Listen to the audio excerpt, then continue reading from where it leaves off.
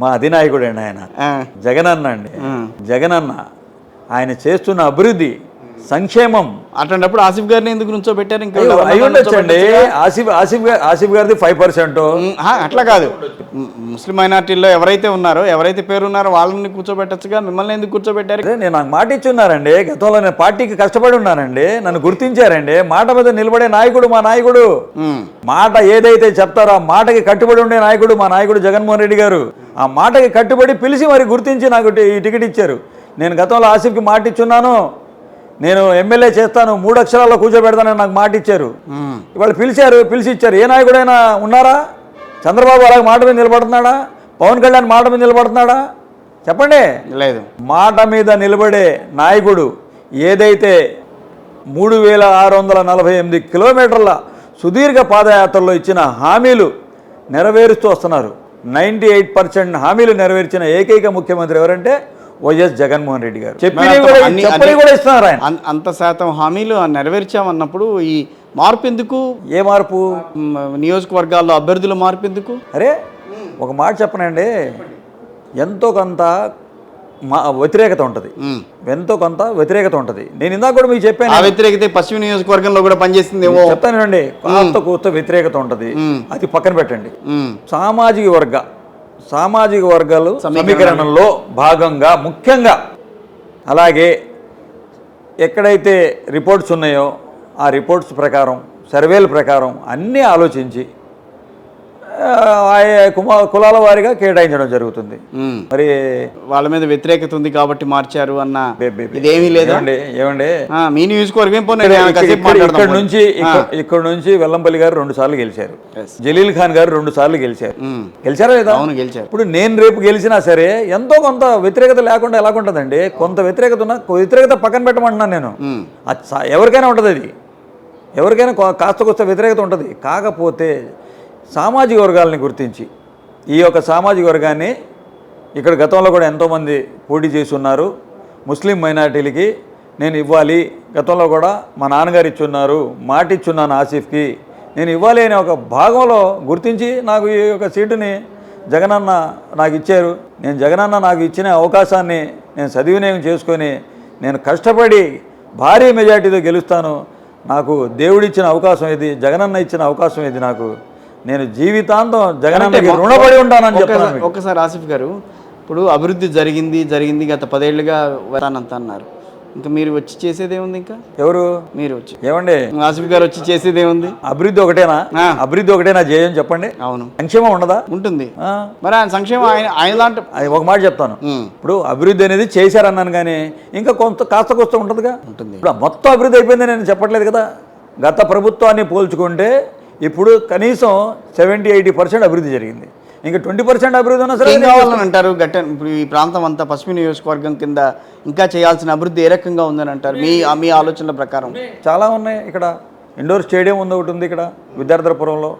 తర్వాత అన్నీ ఏదైతే ఇంకా అవ్వని పనులు ఇప్పుడు నోటిఫికేషన్ వచ్చేసింది, కొన్ని పెండింగ్ ఉన్నాయి.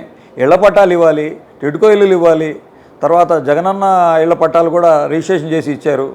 ఏదైతే ఉన్నాయో అసలు ఉండకుండా ఎలాగ ఉంటుందంట నియోజకవర్గంలో అభివృద్ధి అనేది ఉంటుంది. పెండింగ్ ఉన్నది కొన్ని ఉంటాయి.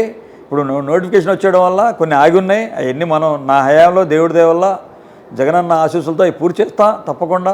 వెల్లంపల్లి గారితో బాగా కలిసి తిరిగేవారు కదా? మా ఎమ్మెల్యే గారితో కలిసి తిరిగేవారు కదా? మా ఎమ్మెల్యే గారు, మా మాజీ మంత్రి వర్యులు, మా పార్టీ ఏదైతే ఆదేశాలు ఇచ్చిందో ఫస్ట్ మీ పేరు ప్రకటించగానే వెల్లంపల్లి గారి దగ్గర నుంచి ఎటువంటి రెస్పాన్స్ వచ్చింది? బ్రహ్మాండంగా కంగ్రాట్స్ చెప్పారు. బాగా జాగ్రత్తగా చేసుకో ఆసిఫ్ అన్నారు. ఫస్ట్ నాకు అనౌన్స్ అవ్వగానే వెల్లంపల్లి గారి దగ్గర సపోర్ట్ ఉందని అంటారా నియోజకవర్గంలో? మీకు ఏమండి ఆయన సపోర్ట్ ఉందని అంటారా నియోజకవర్గంలో వాళ్ళ కార్యకర్తల దగ్గర నుంచి? కానీ ఆయన సానుభూతి పరులు మీకు సపోర్ట్ చేస్తున్నారా? 100% వాళ్ళ క్యాడర్, ఆయన సానుభూతి పరులు, పార్టీ క్యాడరు, మా పార్టీలో ఉన్న కార్పొరేటర్లు, చైర్మన్లు, డైరెక్టర్లు, తర్వాత అనుబంధ సంఘాల వాళ్ళు ఎవరైతే పదవులు పొందారో వాళ్ళందరూ, వైఎస్ఆర్సీపీ అభిమానులు మొత్తం నాకు సపోర్ట్గా ఉన్నారు. అంటే ఆయన మద్దతుదారులంతా మీ వైపుకి వస్తారా? నాతోనే ఉన్నారండి. గెలుపు అనేది నల్లేరు మీద నడక నేను అనుకోవడం. గెలుపు అనేది చాలా ఈజీ మీకు అయితే. నేను ముందే చెప్తున్నానుగా మీకు. కానీ ఇక్కడ బీజేపీకి సంబంధించి కానీ టీడీపీకి సంబంధించి కానీ ఎవరన్నా వ్యక్తి వస్తే కొంచెం ఇబ్బంది అయితే ఎదురయ్యే అవకాశం మాత్రం ఆసిఫ్ గారికి ఉంటుందేమో. సమస్య లేదు, సమస్య అంత లేదు. కాన్ఫిడెన్స్ ఏంటండి? బలమైన సమీకరణలు ఇక్కడ ఉన్నాయి. బలమైన ముస్లిం మైనార్టీలు, మా ఎస్సీ ఎస్టీలు, మా బీసీలు, మా మైనార్టీలు అందరూ జగనన్నకి మద్దతుగా నిలుస్తారు, నాకు అండగా నిలుస్తారు. తప్పకుండా. ఆయన చూసి ఓటేస్తారా, మిమ్మల్ని చూసి ఓటేస్తారా? చెప్పండి. నేను ఇందాక అడిగా మిమ్మల్ని ఏమండి, కరెక్ట్గా ఎక్కడ తనుకోకుండా చెప్పండి. మా జగనన్నని చూసి ఓటేస్తారు. మా జగనన్న ఆసిఫ్ గారిని చూసి కాదు. చెప్తానండి, నేను చెప్తాను వినండి మొత్తం. మా జగనన్నను చూసి, మా జగనన్న పాలనను చూసి, మా జగనన్న సంక్షేమాలను చూసి ఓటేసి, అలాగే ఆసిఫ్ కూడా ఇక్కడ స్థానికుడు, ఇక్కడ ఉండే వ్యక్తి, గతంలో కూడా కార్పొరేటర్గా ఎన్నో సేవలు చేశాడు, ఒక స్టేట్ సెక్రటరీగా, ఒక మైనార్టీ ఫైనాన్స్ కార్పొరేషన్ చైర్మన్గా. వామపక్షాల మద్దతు ఉందా మీకు? ఉందా లేదా? ఎందుకంటే ఈ నియోజకవర్గంలో వామపక్షాలకు సంబంధించిన నేతలు ఎంతోమంది ఉన్నారు, ఆ సిద్ధాంత పరులు ఉన్నారు, ఆ సానుభూతి పరులు ఉన్నారు. వాళ్ళంతా మీకు సపోర్ట్ చేస్తారా? మీరు ఇందాక నేను చెప్పాను, ఎవరు సపోర్ట్ చేసినా చేయకపోయినా, ఇప్పుడు ఎంతమంది కలిసి వచ్చినా ఇక్కడ ఎగిరేది మట్టికి వైఎస్ఆర్సీపీ జెండానే. అది గుర్తుపెట్టుకోండి. నేను చెప్తున్నాను మళ్ళీ, కరెక్టేనా కాదా? 100%. వామపక్షాలు ఎక్కువగా ప్రాతినిధ్యం వహించే ప్రాంతం ఇది. మొత్తం మొదటి నుంచి కూడా ఎక్కువ గట్టెనకలో మొత్తం ఈ ప్రాంతం అంతా కూడా ముందు ఉండేవాడు, బాగా ఉండేది. ముందు ఏ రకమైన ఉద్యమం జరగాలన్నా ఇక్కడి నుంచే వెళ్ళేవాళ్ళు అంతా కూడా. ఇవన్నీ జరిగేవి. అలాంటిది ఇప్పుడు తగ్గింది కదండి. తగ్గింది లేండి, అది తెలియదే ఉంది, తగ్గింది. ఆ వామపక్షాలను కూడా లేకుండా చేసింది చంద్రబాబు నాయుడే. అదేంటి? కరెంట్ దానికోసం వెళ్తే ఫైరింగ్లు చేపించేశాడు కదండి. అది సరే అయిపోయింది. ఆ తర్వాత వామపక్ష నేతలు తిరుగుతూనే ఉన్నారు వాళ్ళు కూడా. నారాయణ గారు లేరని కాదు కానీ ఉన్నారు వాళ్ళు కూడా ఉన్నారు. సోదరులు అందరూ ఇక్కడ ఎక్కువ మంది ఉండేది ఇక్కడే మన కొత్తపేట, మొత్తం సిటీ నగర్ ఈ ఏరియాలోనే వామపక్షాలు ఎక్కువ మంది ఉండేవాళ్ళు ఉన్నారు. వాళ్ళ ప్రాధాన్యత కూడా ఉంది ఇక్కడ. సో వాళ్ళు మీకు సపోర్ట్ చేస్తారా? వాళ్ళకి సంబంధించిన వాళ్ళు వాళ్ళ పార్టీ వాళ్ళు అలా కాదు, వాళ్ళు ఎక్కడ బరిలో లేరుగా, ఎక్కడ కూడా పెద్దగా వాళ్ళు ఎవరైతే టీడీపీతో జట్టు కట్టారా గ్యారంటీ సపోర్ట్ చేస్తారండి. మనం పేద ప్రజల పక్షాన నిలబడిన పార్టీ మాది. వాళ్ళకేం కావాలి? పేద ప్రజలను ఆదుకునే నాయకుడు కావాలి, పేద ప్రజలకి హామీలు ఇచ్చిన నెరవేర్చే నాయకుడు కావాలి. వామపక్షాలు కూడా మమ్మల్ని ఆదుకుంటారు, మాకు సపోర్ట్ చేస్తారు. తప్పకుండా వాళ్ళ మద్దతు కూడా మాకు ఉంటుంది. అభివృద్ధి విషయం గురించి మనం మాట్లాడుతున్నాము. సో ఇప్పుడు ఈ రోడ్డు ఉంది, దాదాపుగా ఇప్పుడు ఈ రోడ్డు ప్రాధాన్యత ఎప్పుడంటే మీరు అక్కడ కనకదుర్గ దేవస్థానానికి సంబంధించి ఏదన్నా పెద్ద పెద్ద ప్రోగ్రామ్స్ జరుగుతుంటే సో ఈ రోడ్డు మీద పంపిస్తారు ఎక్కువగా. ట్రాఫిక్ ఎక్కువగా అప్పుడే వస్తుంది ఈ రోడ్డుకి. దీన్ని విస్తరిస్తామన్నారు, 6 lanes చేస్తామన్నారు. ఇప్పటివరకు అది ఇంకా అట్లాగే ఉంది. ఏంటది? ఇప్పుడు ఆ గుహల దగ్గర నుంచి వచ్చే రోడ్డు అక్కడికి వెళ్ళేది నాడు నేడు అని చెప్పేసి మీకు ఫోటోలు చూపిస్తాను నేను. ఓకే. గతంలో మీరు చూడండి, అసలు గతంలో ఈ రోడ్డు, హైవే రోడ్డు అన్ని గుంతలే. మరి జగనన్న మన ప్రభుత్వం వచ్చిన తర్వాత ఏమంటే 5 సంవత్సరాల్లో 2 సంవత్సరాలు కరోనాలోనే పోయింది.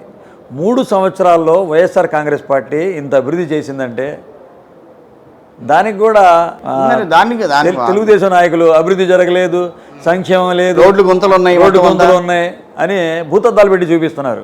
ప్రజలకు తెలుసండి ఎవరు అభివృద్ధి చేశారో, ఎన్ని సంవత్సరాలు పాలించారో జగన్మోహన్ రెడ్డి గారు.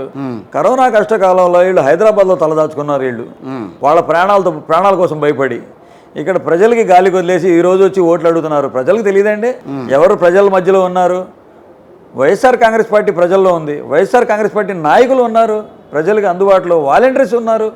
వాళ్ళ ప్రాణాలు సైతం లెక్క చేయకుండా వాలంటీర్స్ ప్రజలకి భరోసా ఇచ్చి ధైర్యాన్ని ఇచ్చి వాళ్ళకి మెడిసిన్స్ కానీ, ఆక్సిజన్ కానీ, ఎక్కడైనా హాస్పిటల్స్లో పడకలు ఉన్నాయో కానీ, పాపం వాలంటీర్లు వాళ్ళు కూడా మన పిల్లలే.